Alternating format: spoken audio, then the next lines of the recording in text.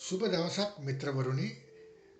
මම අද ඔබට කතා කරන්න යන්නේ ලංකාවේ හිටපු සුවිශේෂී ගායන ශිල්පියෙක් පිළිබඳව.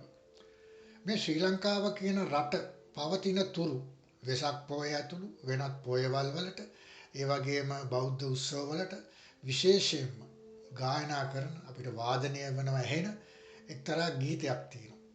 දැන් ඔබ දන්නවා මේ ගීතය මොකක්ද කියලා. ඒ තමයි බුද්ධං සරණං ගච්ඡාමි කියන ගීතය.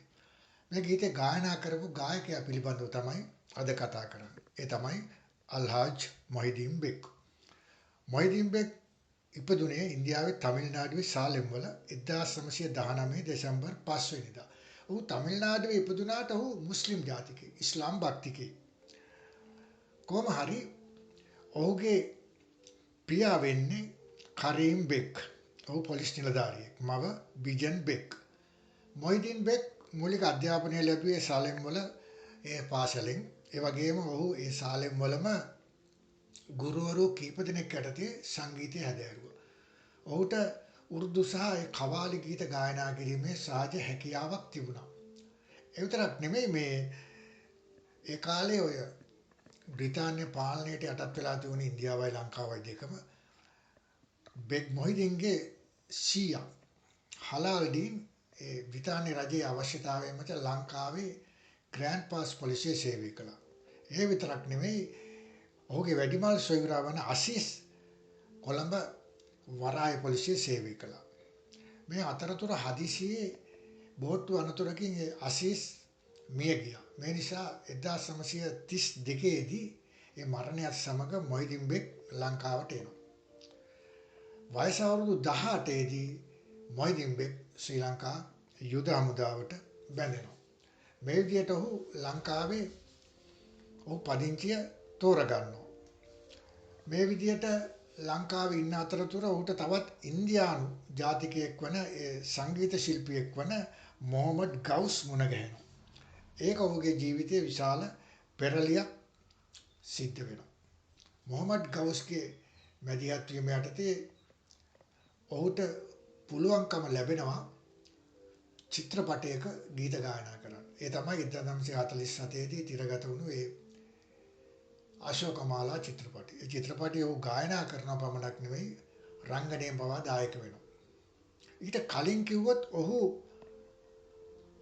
ඔහුගේ සාමාන්‍යයෙන් ඒ ගායනය ආරම්භ වුණේ මොහමඩ් ගවුස්ගේ සහ යූඩී පෙරේරාගේ ඉල්ලීම අනුව ඔහුට කිව්වා මේ හින්දි තනුවලට අනුව ලියන සිංහල ගීත ගායනා කරන්න කියලා. ඒ විදිහට තමයි ඔහු ගායනයට මේ සිංහල ගීත ගායනයට යොමු වුණේ.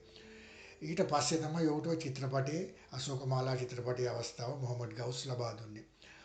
මොහමඩ් ගවුස්ගේ මැදිහත් වීමම තමයි ඔය සරල ගීතයක් මුලින්ම පටිගත කළා ඔය කොලොම්බියා තැටියට කරුණා මූදේ නාමු ගිලීලා කියලා. ඒක තමයි මොහිදීන් බෙක්ගේ පටිගත කළ පළවෙනි ගීතය. ඒක කේ.කේ. රාජලක්ෂ්මී කියන ගායිකාවත් සමග තමයි ගායනා කළේ.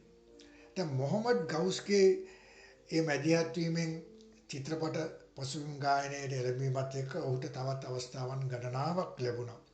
ඊට පස්සේ ඔහුට අවස්ථාව ලැබුණා තව චිත්‍රපට ගණනාවක ගීත ගායනා කරන, විශේෂයෙන්ම ඒ කාලේ තාමත්ම ජනප්‍රිය ලංකාවේ පළමු නිලිය සහ චිත්‍රපට පසුබිම් ගායිකාව වන රුක්මනී දේවිය සමග යුග ගීත ගණනාවක් චිත්‍රපටවල ගායනා කරන්න ලැබුණා. ඔහුට මුලින්ම ලැබුණා උමතු විශ්වාසී චිත්‍රපටයේ රුක්මනී දේවිය සමග සුදත සුදේ සිරිය දිලේ කියන ගීතය ගායනා කරන්න. ඊට පස්සේ අයිරාංගනි, මතභේදය, පෙරක දෝරු බෑන, දෛවයෝගය වගේ චිත්‍රපටවල ඔහු රුක්මනී දේවිය සමග යුග ගීත ගායනා කළා. මෙතනින් සෑහීමකටපත් උනේ නෑ. තව චිත්‍රපට විශාල සංඛ්‍යාවක 100 ගණනක ඔහු සිංහල ගීත ගායනා කළා. ඒවා හින්දි අනුකාරක වෙන්නත් පුළුවන්, ස්වතන්ත්‍ර තනු වෙන්නත් පුළුවන්. ඉතාමත්ම ජනප්‍රිය වුණා. ඒ විතරක් නෙමෙයි බෞද්ධ ගීත. මොහිදීන් බෙක් කියන සලකුණ ලංකාවේ තියෙන්නේ බෞද්ධ ගීත නිසා. දැන් අද දවසේ ඔහුව මම මේ මතක් කරන්න හේතු වුණේ අද දෙසැම්බර් මාසේ 5 වෙනිදා. දෙසැම්බර් මාසේ 5 වෙනිදා තමයි ඔහු ඉපදුනේ ඉන්දියාවේ තමිල්නාඩුවේ 1919 දෙසැම්බර් 5 වෙනිදා. ඊට පස්සේ ලංකාවට ආවට පස්සේ සිද්ධ වෙච්ච දේවල් දැන් මේ කියාගෙන ගියේ. ඔය අතරතුර ඔහුට ශ්‍රී ලංකා ගුවන්විදුලි සංස්ථාවේ අපේ රටේ ඒ ශ්‍රේණියේ ගායකයෙක් හැටියට ඔහුව තේරුණා. ඊට පස්සේ ඔහු ගුවන්විදුලි ගායකයෙකුත් වුණා. ගුවන් විදුලිය මගින් නිෂ්පාදනය කරපු බොහෝ බෞද්ධ ගීත ඔහු ගායනා කළා. චිත්‍රපටවල බෞද්ධ ගීත බොහෝ ගායනා කළා. ඒ විතරක් නෙමෙයි ඔය බොහෝ චිත්‍රපටවල මේ බෞද්ධ ගීත සහ වෙනත් කිසියම් ආකාරයක ඔය සානුකම්පිත අදහස් තියෙන ජවනිකාවල් වල ගීත ගායනා කරමින්ම ඔහු රඟපෑවා. ඔහුගේ භක්ති ගීත ගණනාවක් තියෙනවා.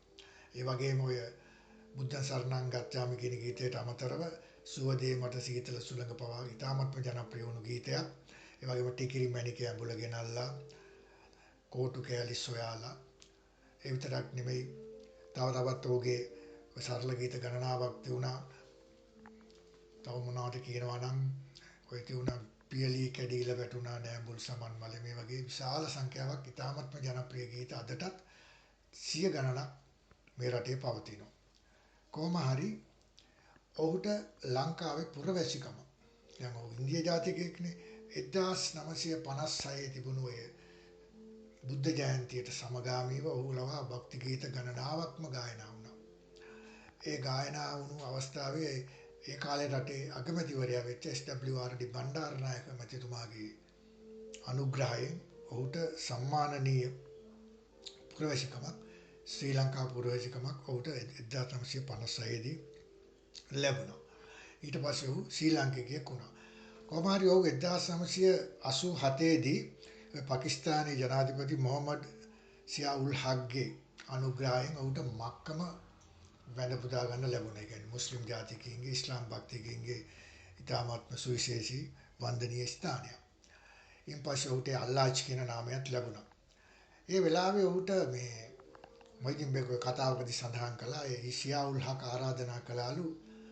දැන් ඒ වෙනකොට ඉන්දියාවයි පාකිස්තානයයි කියලා රටවල් දෙකක් වෙන් වෙලා තිබුණු නිසා මොහිදින් බේගගේ පරම්පරාවේ සියලු දෙනා පදිංචි වෙලා හිටියේ පාකිස්තානයේ. නිසා ඔහුට පාකිස්තානයේ ඇවිල්ලා පදිංචි වෙන්න කියලා. නමුත් මොහිදින් බේග එක ප්‍රතික්ෂේප කළා. ඔහු මිය යනතුරුම ඔහු ජීවත් වුණේ ලංකාවේ. ඒ කියන්නේ ඔහු ලංකාවේ ජනතාවට සිංහල ගීතයට බෞද්ධ ආගමට ඔය කොයිතරම් ඇලුම් කළාද කියන එක ඔහුගේ ඒ තෝරා ගැනීම තුළ අපිට හිතා ගන්න පුළුවන්. කොහොම හරි අවුරුදු 71ක් ඔහු ජීවත් වුණා. ඒකත් අහම්බෙන් තමයි ඔහුගේ මරණය සිද්ධ වුණේ. ඔහුගේ ඇසේ සුද ඉවත් කිරීමේ ශල්‍ය කර්මයක් සඳහා ඔහු කොළඹ පෞද්ගලික රෝහලකට ඇතුළු වුණා. එහිදී ඇතිවෙච්ච මොකක් හරි සංකූලතාවයකින් ඔහු මිය ගියා. වයස එතකොට ඔහුගේ 71යි. ඔහු මිය ගියේ 1991 නොවැම්බර් මාසේ 4 වෙනිදා. කොහොම නමුත් ඔහු මිය ගියත් මොහිදින් බෙග් කියන නාමය අල්හාජ් මොහිදින් බෙග් කියන නාමය අපිට අමතක වෙන්නේ නැහැ. විශේෂයෙන්ම ඔහුගේ දරුවෝ 8 දෙනෙක් හිටියා. ඒ 8 දෙනාගෙන් මම හිතන්නේ කීප දෙනෙක්ම අද වෙනකොට සංගීත ක්ෂේත්‍රයේ ඉන්න විශේෂයෙන්ම ඉෂාක් බෙග්, ඉල්යාස් වගේ පුතු ඒ අය තාත්තාගේ ඒ කාර්ය තාත්තා නවත්තපු තැන ඉඳලා කරගෙන යනවා. ඕනොත් කරන්නේ මේ සිංහල භාෂාවට සහ බුද්ධ ආගමට විශාල සේවයක්.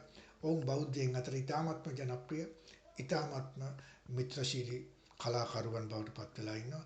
කොහොම නමුත් ආගමික සහජීවනය මේ රට තුළ ඇති කිරීමට කිසිම ආකාරයක ભેදයක් ඇති නොවීමට ඒ කටයුතු කරපු ඉතාමත්ම පරමාදර්ශී චරිතයක් හැටියට මොහිදින් බෙග් පවුල, ඔහුගේ දරු පවුල අපිට හඳුන්වන්න පුළුවන්. මේදී කියන්න අමතක වුණා තව එක් කාරණාවක්. ඔහු 1900 ලංකාවට ඇවිල්ලා ඔහු 1947 දී විවාහ වුණා. ඔහුගේ බිරිඳගේ නම සකීනා බෙග්. ඇයගේ නමත් අපි මතක් කළ යුතුයි. ඔහුට දරුවන් 8 දෙනෙක් ලබා දුන්නු ඒ මාතාව. කොහොම නමුත් මොහිදින් බෙග් පිළිබඳව අපිට කතා කරලා අවසන් කරන්න බෑ. අද වගේ ඔහුගේ උපන්දිනයේ යෙදෙන දෙසැම්බර් 5 වෙනිදාක පමණක් නෙමෙයි ඔහු අපිට සදාකාලික මතක් වෙනවා. විශේෂයෙන්ම ඔහුගේ කටහඬ අපිට ගුවන්තලයේ නිරන්තරයෙන්ම ඇහෙනවා. මම ෂෙල්ටන් මහසූරිය.